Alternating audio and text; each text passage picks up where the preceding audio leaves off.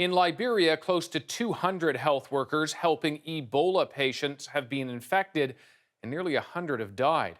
Health workers know all too well the dangers, and it's why they threatened to go on strike today, accusing the government of not paying them enough to take the risk. Senior correspondent Adrienne Arsenault was recently in Liberia. She joins us with more on this.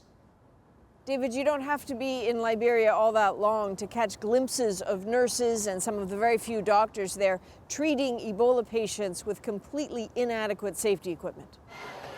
Saw them drawing blood without any protection for their faces, and there often aren't even the means of disposing of the highly infectious waste properly.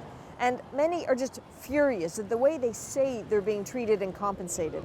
At the relatively new government-run island clinic in Monrovia, we were just immediately surrounded by workers telling stories of being kicked out of their homes by landlords frightened that they would just infect the neighborhood. That stigma hurts, but most were especially angry at what they saw as humiliatingly low wages. I know the difficulties we face. I know what we play with. I know what we do. I know what we do.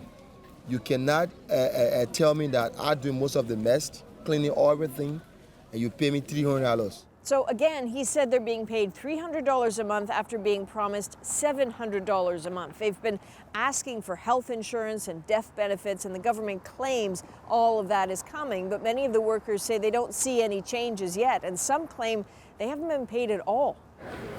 So they vowed to strike today to leave patients uncared for throughout the day as a way of just being heard. At that island clinic, there was a bit of a slowdown and some ambulances had to be turned away, but the vast majority of healthcare workers just couldn't bring themselves to strike. They did show up for work, refusing to leave their Ebola-racked countrymen alone.